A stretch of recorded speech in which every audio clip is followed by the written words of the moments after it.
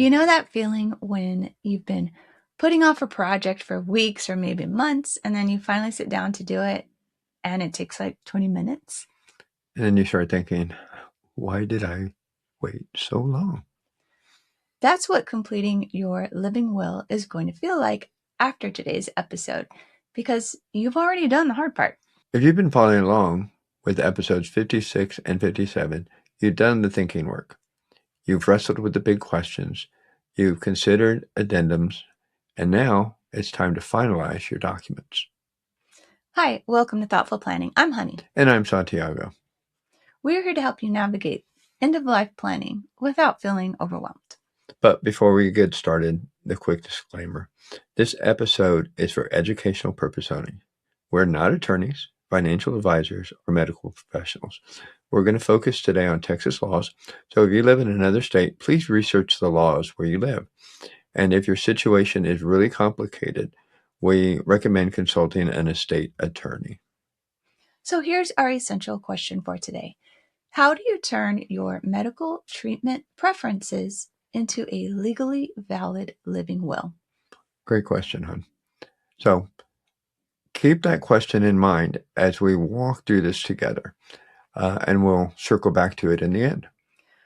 Before we get into the form itself, I want to remind you of what you've already accomplished if you've been following along with this series. So in episode 56, we worked through the Emory Critical Conditions Planning Guide. You thought about what quality of life means to you. You've considered different medical scenarios and how you want to be treated in the end.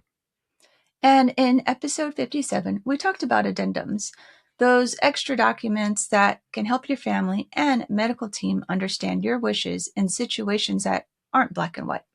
So if you've done the pre-work, filling out the actual forms are going to be pretty simple. Most of the questions that we talked about are on the form, so you've already answered them. And if you haven't done that prep work yet, that's okay. You can still listen to this episode to understand the process. But we do recommend going back to episodes 56 and 57 first. It'll make everything easier. Yep. And maybe looking at this one first, so you'll have some clarity of the questions that you need to answer. All right. So let's talk about how to actually get to the living will form here in Texas. And we're going to share two options with you today. So option one is to go directly to the Texas Health and Human Services website. We'll put the link in the show notes, but you can search for Texas Advanced Directives and find it. The form is called the Directive to Physicians in Family or Surrogates, and it's available in English and Spanish. And this is a pretty straightforward PDF form. You download it, you print it, you fill it out. Very simple. And option two, this is what I actually recommend, is to use the eFileTexas self-help website. And we'll put the direct link in our show notes.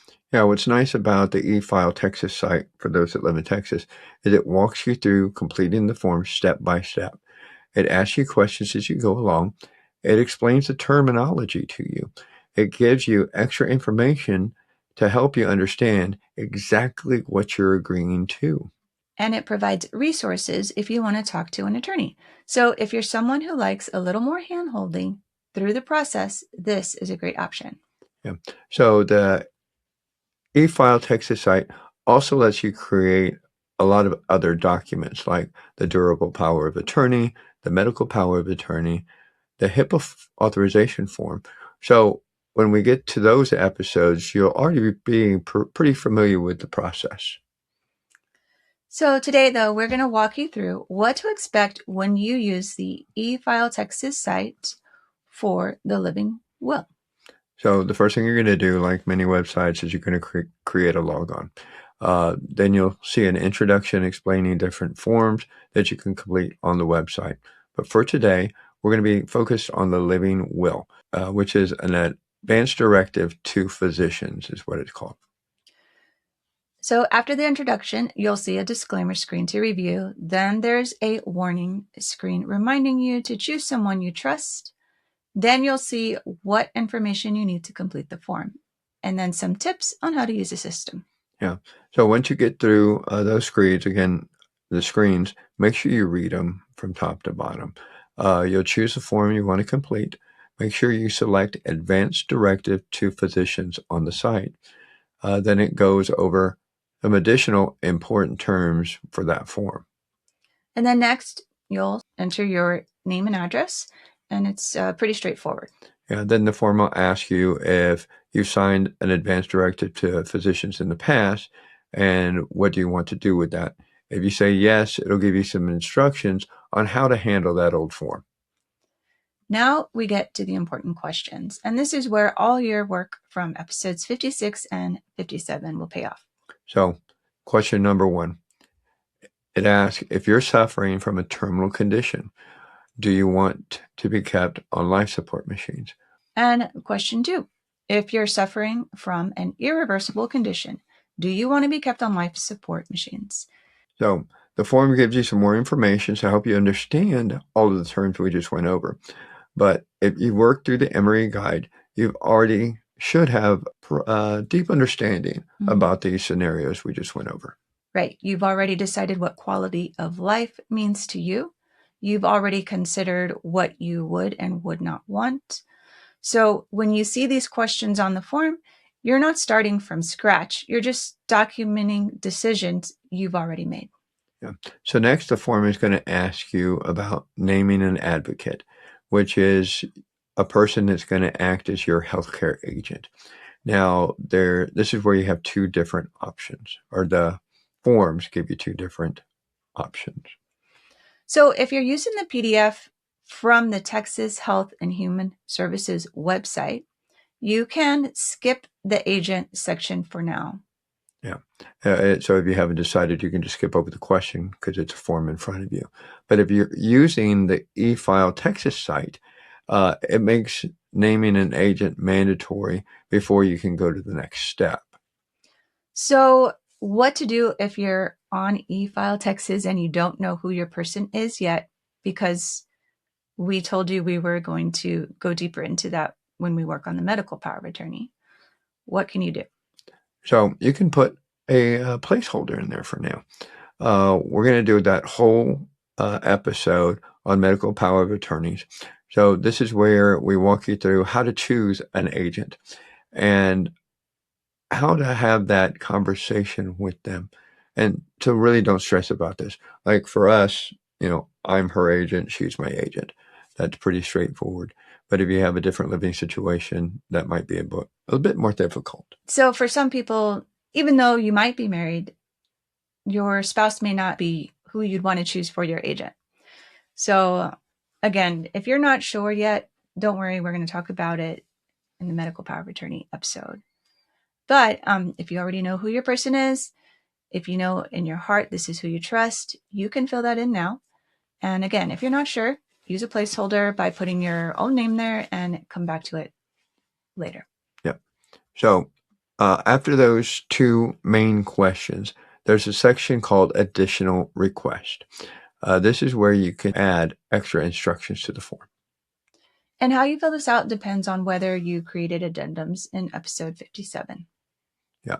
So if you don't have addendums, you can write your preferences directly in this sections. It might be something like, I want to be treated for curable illnesses and conditions. I want to be treated for pain and anxiety, even if the treatment may speed up my death. I want to donate my organs. But if you created addendums, you don't need to repeat everything here. Instead, you can reference them, because a lot of those things that Santiago just mentioned, those are mentioned in those documents. Yeah. So you can put something like, please see the addendum document titled Personal Values and Care Preferences. This document is intended to guide my physicians, my family, and my medical decision makers in interpreting and applying this directive. And remember, the directive is the legal document, which is your living will. The addendum is there to help people understand how to honor it when situations aren't black and white. Yeah. So if you're attaching addendums, each one should have a header that identifies it as an addendum to your directives to physicians. It includes a title, a state. That means that they can be read together with your directives, and notes that if there is any inconsistencies, the directive stands as a control. So we covered all of this in episode 57, and we'll include the addendum formatting information in our show notes so you can reference it there also. Yeah. So next, the eFileTexas site will ask you if you want to talk to a lawyer, and they will actually give you some contact information for lawyers. They list several options. You can contact the State Bar of Texas, Lawyer Referral Service. You can visit texaslawhelp.org for a legal aid directory. They have a chat feature. They list walk-in legal aid clinics and legal hotlines through the Texas State Library. So we'll put all these resources within our show notes. And remember, if your situation is more complicated, like you have significant assets, a blended family, complex medical situations, talking to an estate attorney is probably a good idea. But for many people, especially those in a tight budget, the state forms are enough to get you started. The barrier shouldn't be money. Everyone deserves to have their wishes documented. Exactly. All right. Once you filled out the form, you need to sign it properly. Texas law says you can have either 2 witnesses or a notary public. But when Honey was taking her doula classes, they said it's a pretty good idea to do both. Have 2 witnesses and get it notarized. And here's how this works. You, your witnesses, and the notary are all together. The notary will direct everyone when to sign. You don't sign ahead of time. You wait for the notary to tell you when. Yep. So now, where do we find a notary? There's lots of places.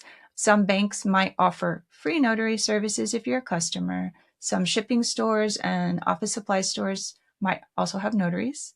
So here's another tip. Check with your county. For example, where we live, Kendall County, they offer free notarization if you live in the county. Your county might do that also. And if you live in Texas, there's actually a Find Texas Notary site on the main site. You click it, put your zip code in, and it gives you a list of names that you can go to. You can also ask in your neighborhood. If you have a neighborhood Facebook group or Nextdoor app, ask if anyone is a notary. You might have one right down the street and they might charge a small fee, but it's usually pretty affordable. Yeah. So just remember, don't sign anything until the notary tells you to do so. They actually need to witness you signing the document. And once your living will is signed and notarized, you need to store it somewhere safe and accessible. Yeah, this is really important because if a document that nobody can get to, nobody can find, it's really not helpful for you when somebody needs it. And give copies to your healthcare agent, your doctor, and family members who would be involved in medical decisions. Keep the original somewhere people can actually get to in an emergency. A lock safe deposit box that nobody can access is not helpful. Not at all. Some people keep a card in their wallet that says that they have an advance directive and where to find it. And here's a tip. Keep a log or inventory of everyone who has a copy. That way, if you ever make changes to your document, you know exactly who has old copies and who needs new ones. Exactly. So we're actually going to do an entire episode on documentation storage, organization, because this applies to all of your important papers. But for now, just knowing that you've created the document is an important first step. Making sure the right people have access to it is step number 2. Ooh, that's a lot. But before we wrap up, I want to say something to anyone who's been putting this off for a bit. If you've done the work in 56 and 57, you've watched it, and you're ready to go, you can probably complete this form in less than 30 minutes, and probably a lot quicker than you think. That's it. The form itself is not complicated. The complicated part was the thinking part, and you've already done that. Yeah, you've done that. So that's, you just fill it out, get it notarized, signed, all that good stuff. So don't let this sit around your to-do list for the next 6 months. Set aside an afternoon or an evening. Go to the eFileTexas site or download the PDF. Walk through it step by step and just get it done. And if you haven't done the prep work yet, that's okay too. Just go back to episodes 56 and 57, work through the Emory guide and consider your addendums. Then come back here. We'll be waiting. Yep. So let's come back and circle back to that essential question. How do you turn your medical treatment preferences into a legally valid living will? And here's your answer. You're going to choose your method. You either download the form from the Texas Health and Human Services site or use the eFileTexas site for guided help. Answer the questions about terminal and irreversible conditions based on the thinking you've already done. Add any additional requests or reference your addendums. Find a notary, and we recommend 2 witnesses. And also, with the witnesses, it's possible, like let's say you're going to a store to do the notarization.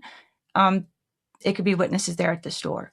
You don't have to bring the witnesses if you don't have them. So don't let that be a deterrent. Sign it when the notary directs you. And then make sure the right people know where to find it. Yeah, I think that part's most important in my mind. So that's the process. So if you found this episode helpful, hit that subscribe button on YouTube or give us a follow on your favorite podcast platform. And if you have any questions or want to share your story, email us at info@legacytoolkit.com. Oh, and we're going to put all those links that we talked about for the advanced directive forms, the eFileTexas site in our show notes. And coming up next, we're going to work on the medical power of attorney. We'll talk about how to choose your healthcare agent and how to have that conversation with them. Yeah, and we've talked a little bit about that before, but we're going to cover it again because it's so important to have the right person. Now, a quick note on timing. You have 2 choices here. If you use the Texas Health and Human Services PDF and you know who your healthcare agent is, you can get your living will signed and notarized now. You don't have to wait for us to finish the rest of the series. Yep. But if you used the eFileTexas site and you put your own name as a placeholder because you really don't know who your agent or trusted person is yet, you should wait a bit. Complete the medical POA episode with us first. Figure out who your person is. Then go back and update your living will before printing and signing that document. And some people might prefer to wait and get all their documents signed at once. That's completely fine too. It'll be a while though before we get through all the episodes on the other documents. And we don't want to hold anyone back who's ready to complete this form now. Yeah. So, having them signed in your safe place, people know about it. It's probably better to have them now than not. So really the point is do what works for you. You know you. There's really no wrong answer as long as you complete the documents. Remember, every chapter you write today shapes your legacy tomorrow. Thank you for joining us on Thoughtful Planning.